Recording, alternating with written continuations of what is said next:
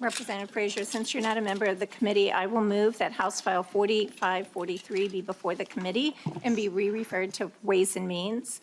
I understand you have a DE1. That is correct, Madam Chair. All right, I'll move the DE1. If you would please speak. Oh, sorry, I forgot. We changed the motion. We're going to lay it over. All right, thank you. So House File 4543 is up for consideration. Will you please explain the DE1? The DE makes some technical corrections, and it also allows to provide an option for local governments that have a prevailing wage ordinance to opt into this program that I'll speak about shortly. Okay. Members, is there any discussion to the DE1? Seeing none, all those in favor of adoption of the DE1, please say aye. Aye. Any opposed? The DE1 is adopted. Two-year bill as amended. Thank you, Madam Chair and Co-Chair Nash and members of the committee. Thank you for the time here this morning. I'm here today to present House File 4543, a bill focused on bringing greater efficiency, accountability, transparency, and integrity to how we oversee projects funded with Minnesota taxpayer dollars. Under current Minnesota law, contractors and subcontractors on projects funded in whole or in part by the state of Minnesota are already required to submit certified payroll reports. Those reports are then collected and maintained by project owners, which include state agencies, local governments, school districts, and other organizations receiving state funds through bonding projects. Economic development grants and infrastructure investments such as lead service line replacement projects across our state. House File 4543 does not create any new reporting mandate. It does not expand prevailing wage law. It does not require contractors to submit new information beyond what is already required today. And it does not change what records are available to the public under Minnesota law. What this bill does is modernize the process. House File 4543 directs the Commissioner of Administration to establish a centralized electronic certified payroll reporting portal, a single secure platform where contractors can submit those reports in one place, rather than through fragmented and inconsistent systems across multiple jurisdictions. That change matters because right now, project owners bear the burden of collecting biweekly payroll reports throughout the life of a project, retaining those records for years after completion, and responding individually to data requests. This portal relieves that administrative burden, creates consistency across agencies, and makes compliance more efficient for everyone involved. It also strengthens oversight. Certified payroll reporting is one of the most effective tools we have to protect public dollars by preventing wage theft, worker misclassification, tax fraud, and insurance fraud on publicly funded projects. In addition, this bill gives local governments the option to opt into the portal for non-state funded projects. That means cities with prevailing wage ordinances or labor standards policies like Richfield, Bloomington, Brooklyn Park, and Grand Rapids can also benefit from these efficiencies if they choose to. Minnesota would not be alone in taking this step. Illinois, New Jersey, and most recently New York have already implemented similar systems, and this proposal allows us to build on lessons learned from those states while tailoring the system to Minnesota's existing laws and data practices. Members, this is a practical modernization measure rooted in good government. I am encouraged by the productive conversations happening among stakeholders, and I believe we are close to resolving any remaining concerns, which you'll hear about during testimony. But I believe we will be closely ready to resolve those, which is why we're laying the bill over. But I'm looking forward to getting it done this year. Thank you for your time and looking forward to discussion. Thank you very much. And then we have 4 individuals who have signed up to testify. We'll begin with Nathan Jessen, followed by Joel Hansen.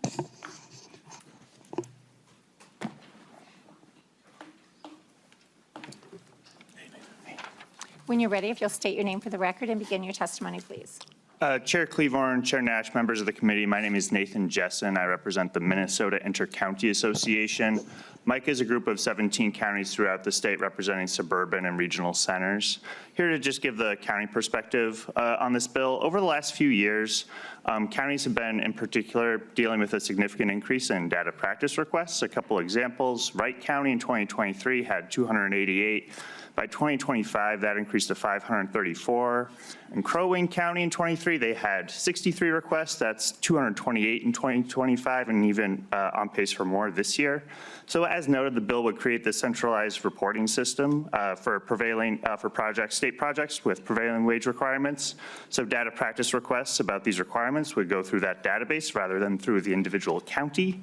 When I spoke with county officials about this legislation, they saw this as a small step to make their lives a little bit easier easier and providing a little bit of mandate relief. We also appreciate the DE amendment, which incorporates some technical feedback from the counties. It's not going to turn around that rapid increase that I was talking about from those counties, but we do think it's a small and smart step worth taking. So thank you for the opportunity to testify. Thank you very much. And next, we'll have Joel Hansen, followed by Bradley Peterson. Please state your name for the record and begin your testimony, please. Thank you, Madam Chair. My name is Joel Hansen. I am the Director of Government Relations with Associated Builders and Contractors. We're a construction industry trade group with over 365 members across the state that employ over 23,000 men and women in the construction industry. And so, our concerns with the bill, I just want to start by saying we do support the streamlining process of prevailing wage reporting. However, our concerns are specific as it pertains to protecting employee data. And so on lines 1.3 through 1.14 of the bill, it establishes the portal, which is gleaning information from certified payroll forms. If you were to look at the DLI certified payroll form, it has, employee name, address, days worked, pay rate, hours worked on particular days. And currently, as has already been said through testimony, that is retrieved from an individual in the public through a data practices request. We have concerns that this portal would be public facing and upset that process. And so, that's sensitive data that we don't want to have exposed to the public. And as an example, currently on the DLI website, you can find licensed trade information. There's at least one member of this legislative body that I'm aware of that has their information, their home address, their home phone number that is publicly available right now. And so considering that that's where we're at and we're looking at expanding this, we just really want to have protections in place for your constituents that are going to be out in the field working. And secondarily, I would just say that there's other groups that have expressed these concerns. The Minnesota chapter of the National Association of Minority Contractors, Minnesota Minority Goods and Services, Minnesota Chamber, the Electrical Association, who has a letter in your packets, as well as the Minnesota Plumbing, Heating, and Cooling Contractors Association. So really appreciate the ability that we've had to work with the stakeholders. We've met with Department of Labor and Industry yesterday, as well as proponents of the bill. So I think we are working towards maybe some sort of compromise, but we're just not there yet, and we just want to see the protections of employee data maintained. So thank you thank you. Thank you very much for your testimony. We appreciate hearing from you. Mr. Peterson, when you're ready, if you'll state your name for the record and begin your testimony, and then you will be followed by Laura Ziegler. Thank you, Madam Chair and Co-Chair Nash. My name is Bradley Peterson with the firm of Flaherty & Hood, here today on behalf of the Coalition of Greater Minnesota Cities. CGMC represents over 100 cities outside of the 7-county metro area, and we are happy to speak in support of House File 4543. As you know, cities of all sizes across the state engage in all sorts of construction projects that are covered by the state's prevailing wage laws. The range of these projects includes water and wastewater treatment plants, public safety buildings, libraries, and other public buildings, and most recently, lead pipe removal and replacement. As such, CGMC supports this bill for a number of reasons. First off, a centralized payroll reporting system would relieve local governments of their maintenance of records responsibilities. Secondly, as Mr. Jessen noted, one of the banes of existence for many local government employees are data practice requests. These are increasing over time, and we get a lot of feedback from our cities of, isn't there something that we can do to relieve the burden at least a little bit on some of these requests. And then finally, subdivision 6, as Representative Frazier noted, would allow those local governments that have their own local prevailing wage ordinances or labor standards to opt into the system. There are a number of greater Minnesota cities that have their own prevailing wage ordinances, especially in northern Minnesota, that could take advantage of this provision. In conclusion, as an advocate for local governments, I'm often asked what the state can do to relieve cities from state-imposed mandates and regulations. While creation of this reporting portal may not be the biggest thing the legislature could do, it does seem like it's one of the simplest things that they could do this year. Therefore, we urge favorable action on this bill. Thank you. Thank you very much for your testimony. And now we will have Laura Ziegler. When you're ready, if you'll state your name for the record and begin your testimony, please. Chairs Cleaborn and Nash, members of the committee, thank you for the opportunity to testify today on House File 4543. My name is Laura Ziegler. I'm here on behalf of the 350 general and specialty contractors that make up Associated General Contractors of Minnesota. AGC is not opposed to the intent of the bill. However, we are actively working on key implementation issues that should be addressed for this to function effectively in the construction industry. So I'd like to highlight 4 key considerations that we would like to see addressed. First, avoiding duplication. Many contractors already use established payroll systems to meet current requirements, so it's really important to us that we're not creating a second parallel reporting process that would require that duplicative nature manual data entry. Second, interoperability. The system must be able to integrate with existing contractor software. Without that, it does risk that increasing administrative burden rather than the intent, which is to improve efficiency and streamlining the process. Third, which you've already heard about with respect to data privacy and security, the bill puts detailed payroll information at anyone's fingertips rather than going through a data practices request. So we want to ensure that the appropriate safeguards are in place so that sensitive worker information, particularly their name, tied to specific job sites or their home address, is protected and not subject to misuse. And finally, and this one's really important to us, but may not be outlined exactly in the statute, but implementation and stakeholder engagement. This is going to be critical. Unfortunately, in the other states where this has been rolled out, it has not gone smoothly, and we need to ensure that the HR professionals and the administrators that we represent, they're going to be the ones using the system every week, really, on every prevailing wage project. So it's essential that the state works closely with contractors, software providers, and project owners to design a system that is functional and efficient. So to reiterate, we would like to see avoiding duplication, ensuring that interoperability and data security. I want to thank Representative Frazier for his engagement. I'm available for any questions. Thank you. Thank you very much for your testimony. Next, we'll move to member discussion. Any discussion from the members? Representative Bonner, Co-Chair Bonner. Vice Chair. Thank you. I just wanted to mention here, there was one thing that did send up a little bit of a red flag for me, and I know that you're working on it, so, but I do just want to suggest that, in particular, under subdivision 2, when we're talking about making things available to the public, there is included in this list some sensitive data. And as it's been alluded to by several of the testifiers, one of the things that I have been talking about a lot lately is pushing our state systems to reconsider what information we make public and what we don't. And specifically, what we should always be striving for is the minimum data necessary, right? If we put it out into the world, then anyone can use it, scrape it.